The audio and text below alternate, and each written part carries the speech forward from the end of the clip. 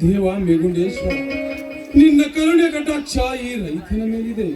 ಶಿಶುವಿನಂತೆ ಬೆಳೆದು ನಿಂತಿರುವ ಈ ರೈತನ ಭೂಮಿ ತಾಯಿಗೆ ಮಳೆಯಾಗಿ ತಂಪುಗೊಳಿಸಲ್ಲದೆ ನಮ್ಮಂತ ಬಡ ರೈತರನ್ನು ಆನಂದ ಸಾಗರದಲ್ಲಿ ತಿಳಿಸಿದೆ.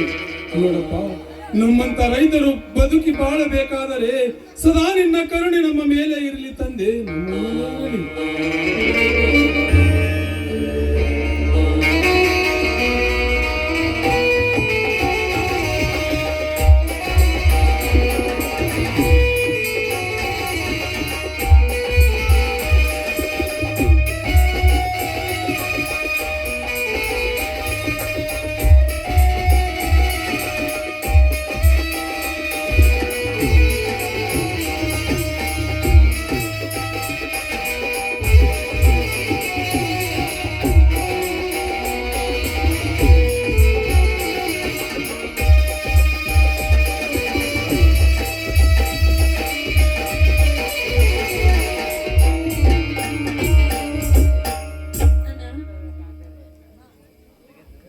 ಯಾರು? ನಿರ್ಮಲ, ಯಾಕಮ್ಮ ಈ ಬಿಸಿಲಿನ ಹೊತ್ತಿನಲ್ಲಿ ಹೊಲಕ್ಕೆ ಬಂದೆ? ಹಿರೇನರಿಗೆ ಬುತ್ತಿ ಮಾಡಿ ಹೊಲಕ್ಕೆ ಕಟ್ಟು ಕಳಿಸ್ಬೇಕು ಅಂತ ಮಾಡಿದೆ. ಆದ್ರೆ ಅಣ್ಣ ಮನೆಗೆ ಬರ್ಲೇ ಇಲ್ಲ. ನಾನು ಹೊಲ ನೋಡಿ ಬಹಳ ದಿನವಾಗಿತ್ತಲ್ಲ, ಅದಕ್ಕೋಸ್ಕರ ಹೊಲ ನೋಡ್ಕೊಂಡು ಹೋದ್ರಾಯ್ತು, ಹಾಗೆ ನಿನಗೆ ಬುತ್ತಿ ಕೊಟ್ಟು ಹೋದ್ರಾಯ್ತು ಅಂತ ಬಂದೆ. ಹುಚ್ಚಮ್ಮ, ನಾನೇನಾದರೂ ಹೊಲಕ್ಕೆ ಬರುವ ಮುನ್ನ ಬುತ್ತಿಯನ್ನು ಕಟ್ಟಿಕೊಂಡು ಬಾರಮ್ಮ ಅಂತ ಹೇಳಿದನ? ಕಲ್ಲು ಮುಳ್ಳು ತುಂಬಿದ ಈ ಬರದಿಂದ ಬಡಿಯುತ್ತಿರುವ ಭವ್ಯ ಬಿಸಿಲಕ್ಕೆ ಮುಖಕ್ಕೆ ಈ ನಿನ್ನ ಮುತ್ತಿನ ಮುಖ ಹೀಗಾಗಿದೆ ನೋಡು. ಅಮ್ಮ, ಆ ಮರದ ನೆರಳಿಗೆ ಕುಳಿತುಕೊಂಡು ವಿಶ್ರಾಂತಿ ತೆಗೆದುಕೋ. ನಿಮ್ಮ ತಂಗಿಯಾಗಿ ಹುಟ್ಟಿದ್ದಕ್ಕೂ ನನ್ನ ಜನ್ಮ ಸಾರ್ಥಕವಾಯಿತು. ನೀವು ತೋರ್ತಕ್ಕಂಥ ಪ್ರೀತಿ, ವಾತ್ಸಲ್ಯ, ಮಮತೆ ಯಾವುದೋ ಶ್ರೀಮಂತರ ಮನೆಯಲ್ಲಿ ಹುಟ್ಟಿದ್ರು ಕೂಡ ಇಷ್ಟೊಂದು ಸಂತೋಷವಾಗಿ ಇರ್ತಿರ್ಲಿಲ್ಲ ನಾನು. ಶ್ರೀಮಂತರಿಗೆ ಯಾಕೆ ಹೋಲಿಸಿ ಮಾತನಾಡುತ್ತಿರುವ ನೀನು? ತಮ್ಮ ಅಕ್ಕ ತಂಗಿಯರನ್ನು ಹೊರಗೆ ಸೂರ್ಯನ ಬೆಳಕನ್ನು ತೋರಿಸದೆ ಹಾಗೆ ಅಂದದ ಅರಿಗಿನಿಯನ್ನಾಗಿ ಮುದ್ದಾಗಿ ಬೆಳೆಸುತ್ತಾರೆ. ಅದು ನಮ್ಮಂತ ಬಡವರಿಂದ ಸಾಧ್ಯವೇ? ಒಂದು ಕೊಡ ನೀರು ಇರಿದಿದ್ದರೆ ನೀನೇ ಹೋಗಿ ತೆಗೆದುಕೊಂಡು ಬರುವುದಿಲ್ಲವೇ? ಅಂದಾಗ ಆ ಶ್ರೀಮಂತರಿಗೂ ನಮಗೂ ಬಹಳ ವ್ಯತ್ಯಾಸವಿದೆ ಅಮ್ಮ, ಬಹಳ ವ್ಯತ್ಯಾಸವಿದೆ. ಈ ನಿನ್ನ ತಂಗಿ ನಡೆದುಕೊಂಡು ಹೋದ್ರೆ ಕಾಲ ನೋವಾಗುತ್ತೆ, ಹೆಚ್ಚಾಗಿ ನೋಡಿದ್ರೆ ಕಣ್ಣೇ ಮಂಚಾಗೆ ಹೋಗುತ್ತೆ ಅಂತ ಕಣ್ಣಲ್ಲಿ ಸಾಕು ಬಿಡಮ್ಮ. ಈ ನಿನ್ನ ಅಣ್ಣಂದಿಯನ್ನು ಬಹಳ ಹೊಗಳಬೇಡ. ಹಾಗೇನಾದರೂ ಹೊಗಳಿಕೆ ಹೆಚ್ಚಾದರೆ ಬೇಗ ನಿನ್ನ ಮದುವೆ ಮಾಡಿ ಗಂಡನ ಮನೆಗೆ ಕಳಿಸಿಬಿಡುತ್ತೇನೆ.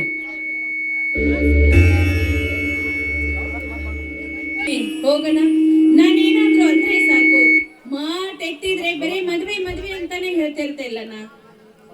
ಸಾರಿ ಅಮ್ಮ ತಂಗಿ, ಅರಳಿದ ಹೂವಿನಂತ ಕಾಣುತ್ತಿರುವ ಈ ನನ್ನ ತಂಗಿಯ ಮುಖಕ್ಕೆ ಸ್ವಲ್ಪ ಕೋಪ ತರಿಸಬೇಕಂತ ಮಾತನಾಡಿದ್ದೆ.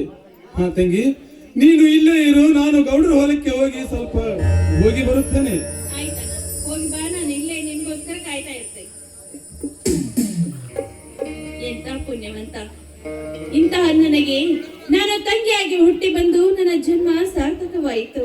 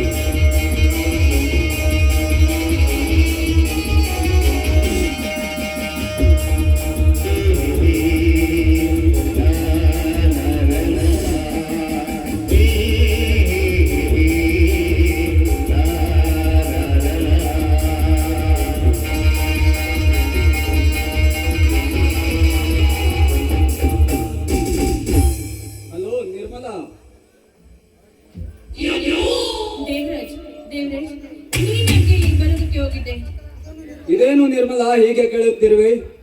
ನಿಮ್ಮ ಮನೆ ಕಡೆಗೆ ಹೋಗಿದ್ದೆ, ಹಕ್ಕಿ ಗೂಡು ಬಿಟ್ಟಿದೆ ಎಂದು ಗೊತ್ತಾಯಿತು.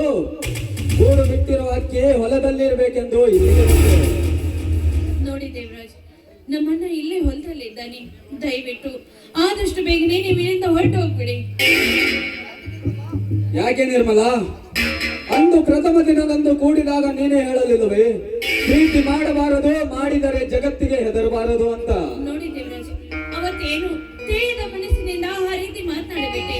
ದಯವಿಟ್ಟು ಅದನ್ನೇ ಮನಸ್ಸಿನಲ್ಲಿ ಎತ್ತಿಕೊಂಡು ಈ ರೀತಿ ಪ್ರತಿನಿತ್ಯ ಕಾಡುವುದು ತಪ್ಪಾಗುತ್ತದೆ. ಕಾಟ ಇದು ಕಾಟವಲ್ಲ ನಿರ್ಮಲ, ನಿನ್ನ ಮೇಲಿನ ಹುಚ್ಚು ಪ್ರೀತಿ. ನೀನೊಂದು ನಿಮಿಷ ನನ್ನ ಕಣ್ಣಿಗೆ ಕಾಣದಿದ್ದರೆ ಈ ನಿನ್ನ ಪ್ರಿಯಕ ದೇವರಾಜನ ಪ್ರಾಣವೇ ಹೋದಂತಾಗುತ್ತದೆ. ಅದಕ್ಕೆ ನಿನ್ನ ಭೇಟಿಗಾಗಿ ಬಕಪಕ್ಷಿಯಂತೆ ಬಾಯಾರಿ ಬಂದಿರುವೆ, ನಿನ್ನ ಆದರವನ್ನು ಚುಂಬಿಸಬೇಕೆಂದು. ಬೇಡ ದೇವರಾಜ್, ಬೇಡ. ಈ ರೀತಿ ನಾವಿಬ್ರು ಕದ್ದು ಮುಚ್ಚಿ ಪ್ರೀತಿ ಮಾಡುವುದು ತಪ್ಪಾಗುತ್ತದೆ. ನಾಳೆ ಸಮಾಜಕ್ಕೆ ಏನಾದ್ರೂ ಗೊತ್ತಾದ್ರೆ, ನಮ್ಮ ಮನೆಗೆ ಗೊತ್ತಾದ್ರೆ ನನ್ನ ಪ್ರಾಣವನ್ನೇ ತೆಗಿತಾನೆ. ಹಾಗಾಗಿ ಏಕೆ? ನಮ್ಮ ಮನೆತನದ ಮಾನ, ಮರ್ಯಾದೆ, ಗೌರವ ಎಲ್ಲ ನನ್ನಿಂದ ಹಾಳಾಗಿ ಹೋಗುತ್ತದೆ. ಬೇಡ, ದಯವಿಟ್ಟು ಆದದ್ದನ್ನೆಲ್ಲ ಇಲ್ಲಿಗೆ ಮರೆತು ಬಿಟ್ಟು ಬಿಡು. ಅದು ಹೇಗೆ ಸಾಧ್ಯ ನಿರ್ಮಲ? ನಾವು ಕಟ್ಟಿದ ಪ್ರೀತಿಯ ಕಟ್ಟಡ ಒಂದು ದೊಡ್ಡದ ಬಂಗಲೆಯಾಗಿ ಬೆಳೆದು ನಿಂತಿರುವಾಗ ಅದನ್ನು ಕೆಡವಿದರೂ ಅದರ ನೆನಪುಗಳು ನಮಗೆ ಮರುಕಳಿಸಿ ಬಿಟ್ಟಿದೆ. ನೋಡು ನಿರ್ಮಲ, ನೀನು ಏನೇ ಹೇಳಿದರೂ ಸರಿ, ನಾನು ಮಾತ್ರ ನನ್ನ ಜೀವ ಇರುವವರೆಗೂ ನಿನ್ನ ಕೈ ಬಿಡುವುದಿಲ್ಲ. ಪ್ರೀತಿ ವಿಷಯ ಆಮೇಲೆ ಮಾತನಾಡಿದ್ರಾಯ್ತು. ಈಗ ನಮ್ಮನ್ನ ನೀರ್ ತರೋದಕ್ಕೆ ಹೋಗಿದ್ದಾನೆ, ಮರಳಿ ಬರುವ ಸಮಯ ಇತ್ತು. ದಯವಿಟ್ಟು ಆದಷ್ಟು ಬೇಗನೆ ಇಲ್ಲಿಂದ ಹೊರಟೋಗ್ಬಿಡು ದೇವರಾಜ್. ನೋಡು ನಿರ್ಮಲ, ನಿನ್ನ ಪ್ರೀತಿಯನ್ನು ಹಂಬಲಿಸಿ ಹಸಿವಿನಿಂದ ಬಂದ ಈ ನಿನ್ನ ಪ್ರಿಯಕನನ್ನು ಹಾಗೆ ಕಳಿಸುವುದೇ? ಪ್ರೀತಿ, ಪ್ರೇಮ, ಅನುರಾಗ ಮೂಡಿ ಬರಲೇ ಈ ನಿನ್ನ ಮುದ್ದಾದ ಕಂಠದಿಂದ. ನಾನು ಹೇಳುವುದನ್ನು ಕೇಳು. ಪ್ರೀತಿ ವಿಷಯ ಹೀಗೆ ಬೇಡ. ಅನ್ನ ಬರುವ ಹೊತ್ತಾಯ್ತು, ಮೊದಲೇ ಇಲ್ಲಿಂದ ಹೊರಟೋಗು ದೇವರಾಜ್. ನಿರ್ಮಲ, ನಿನ್ನಣ್ಣನಿಗೆ ಅಷ್ಟೊಂದು ಭಯ ಕೊಡುತ್ತಿರುವಿಲ್ಲ ಯಾಕೆ? ನಮ್ಮಂತ ಕಳವಿನಿಂದ ಪ್ರೀತಿ ಮಾಡೋ ಪ್ರೇಮಿಗಳನ್ನು ಪಾರು ಮಾಡಲು ಆ ಮೇಗುಂಡೇಶ್ವರ ಇದ್ದೇ ಇರುತ್ತಾನೆ. ಹಾಡು ಒಂದನ್ನು, ಈ ನಿನ್ನ ಪ್ರೀತಿಯ ಸವಿಜೇನು ಸವಿದು ನಾನು ಧಾರಾಳವಾಗಿ ಮನೆ ಸೇರುತ್ತೇನೆ. ನಾನೆಷ್ಟು ಹೇಳಿದ್ರು ನಿಮ್ಮ ಪ್ರೀತಿ ಕಾಟನೆ ಹೆಚ್ಚಾಗ್ಬಿಟ್ಟಿದೆ. ಆಯ್ತು, ನಿಮ್ಮಿಷ್ಟದಂತೆ ಆಗಲಿ.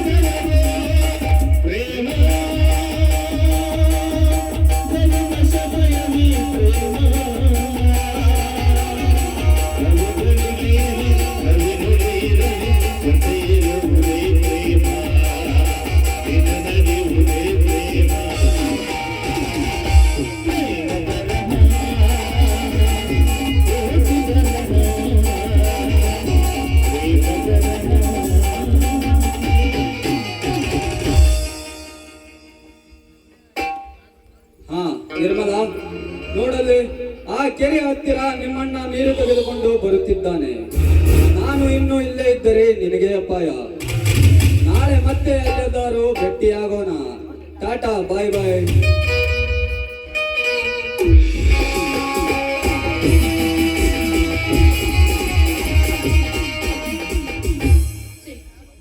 ನಾನು ತಪ್ಪು ಮಾಡಿಬಿಟ್ಟೆ. ನಾನಿಂತ ಹೇಸಿ ಕೆಲಸ ಮಾಡ್ತಾ ಇದ್ದೇನೆ. ಈ ಹೊಲಸು ಮನಸ್ಸಿನ ಮಾತನ್ನು ಕೇಳಿ ಇಂತ ಹೇಸಿ ಕೆಲಸ ಮಾಡ್ತಾ ಇದ್ದೀನ. ಹೋದ ಮನ ಆನೆ ಕೊಟ್ಟರು ಬಾರದು ಅಂತ ಹೇಳ್ತಾರೆ. ಇಂತ ನೀಚ ಕೆಲಸ ಮಾಡೋದೇ? ಈ ವಿಷಯ ಏನಾದ್ರೂ ನಮ್ಮ ಮನೆಗೆ ಗೊತ್ತಾದ್ರೆ, ಸಮಾಜಕ್ಕೆ ಗೊತ್ತಾದ್ರೆ, ಮಾನ ಮರ್ಯಾದೆ ಎಲ್ಲ ಹಾಳಾಗಿ ಹೋಗುತ್ತೆ.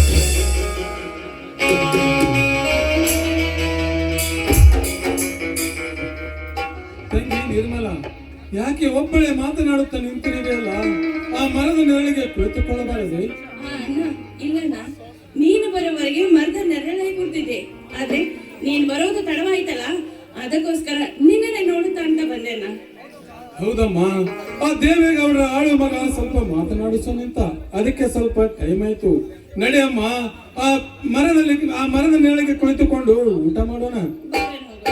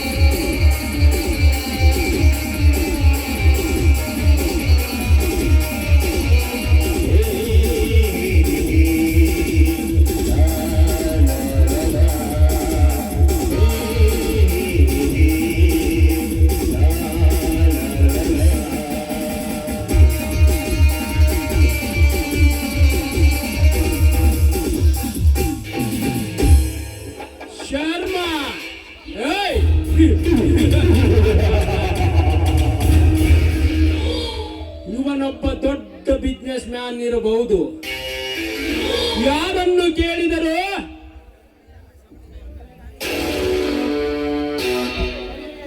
MLA MP ಗಳ ಸಪೋರ್ಟ್ ಅನ್ನು ಇಟ್ಟುಕೊಂಡು, ದೊಡ್ಡ ದೊಡ್ಡ ಅಧಿಕಾರಿಗಳ ಬೆಂಬಲವನ್ನು ಪಡೆದುಕೊಂಡು,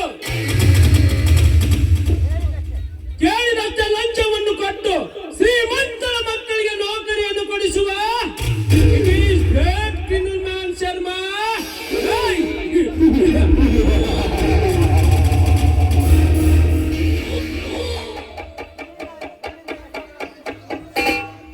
ನಿನ್ನಿಂದ ಎಷ್ಟೋ ಬಡ ವಿದ್ಯಾರ್ಥಿಗಳು ಲಂಚವನ್ನು ಕೊಡಕ್ಕಾಗದೆ ಕಣ್ಣೀರು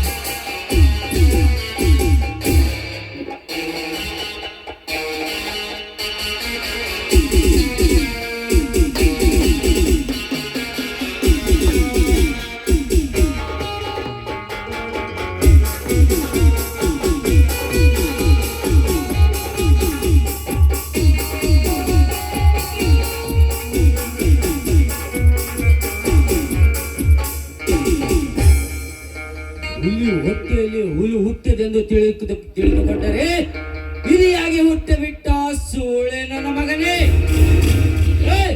ಯಾರೋ ನೀನು? ನಾನು ಬರುವ ದಾರಿಯಲ್ಲಿ ನನ್ನ ಎದುರುಗಡೆ ಸಿಗರೆಟ್ ಸೇದಿದ್ದಿಲ್ಲ, ಬಡವ ರಾಸ್ಕಲ್ ನನ್ನ ಮಗನೇ.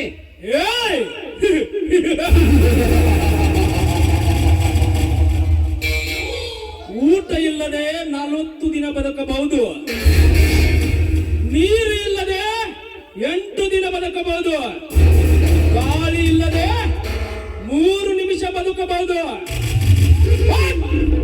ಈ ದಾಸರನ್ನು ಎದುರು ಹಾಕಿಕೊಂಡರೆ ಒಂದು ಕ್ಷಣ ಬದುಕಲು ಬಿಡುವುದಿಲ್ಲ.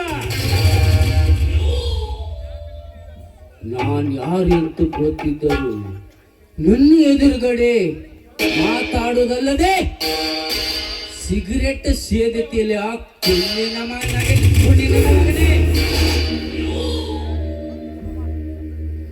ಗೊತ್ತು, ಮೈ ಮೇಲೆ ಖಾಕಿ ಇದೆ, ತಲೆ ಮೇಲೆ ಕ್ಯಾಪ್ ಇದೆ, ಸೊಂಟಕ್ಕೆ ಕರ್ನಾಟಕ ಪೊಲೀಸ್ ಎಂಬ ಬೆಲ್ಟ್ ಇದೆ. ಆ ಬೆಲ್ಟ್ ಅನ್ನು ಕಾಯುವುದಕ್ಕೆ ಒಂದು ಗನ್ನು ಇದೆ.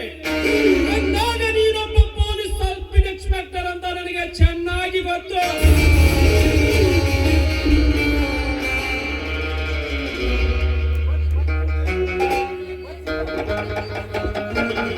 ಗೊತ್ತಿದ್ದರೂ ನಾನು ಬರುವ ದಾರಿಯಲ್ಲಿ ಸಿಗರೆಟ್ ಸೇದದಲ್ಲದೆ ನನಗೆ ಎದುರು ವಾದಿಸ್ತೀಯಾ? ಬಡವ ರಾಸ್ಕಲ್ ನನ್ನ ಮಗನೇ. ಯಾಕೆ? ನೀನೇನು ಸಾಚನ?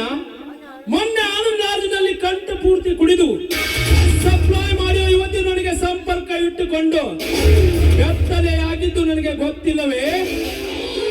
ಅವತ್ತೇ ನಿನಗೆ ಸರಿಯಾದ ಸನ್ಮಾನ ಮಾಡಿ ಮುಟ್ಟಲಾರದ ವಸ್ತುವಿನಿಂದ ಪೂಜೆ ಮಾಡಿ ಹೊರಗೆ ಬಿಡುತ್ತಾ ಇದ್ದರು.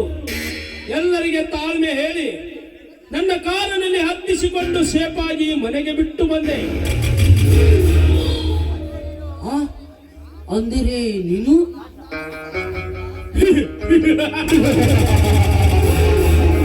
ದಾಸ, ಬಟ್ ದೇವದಾಸ.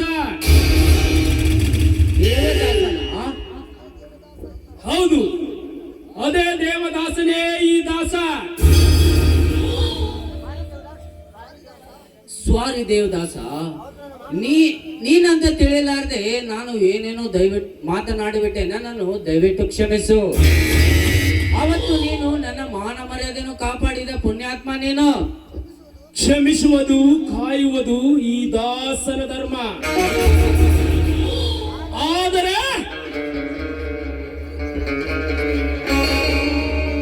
ಶ್ರೀಮಂತರಿಗೆ ಸಲಹೆ ಮಾಡುವುದು, ಸಣ್ಣನಾಗಿ ಬದುಕುವುದನ್ನು ಬಿಟ್ಟು ಅನ್ಯಾಯವನ್ನು ಬಚ್ಚಿ ಹಾಕುವ ಕೆಚ್ಚನ ವೀರನಾಗಿ ಬರು. ಮತ್ತು ಈ ದಾಸನ ಬೆಂಬಲವಿರುತ್ತದೆ ನಿನಗೆ.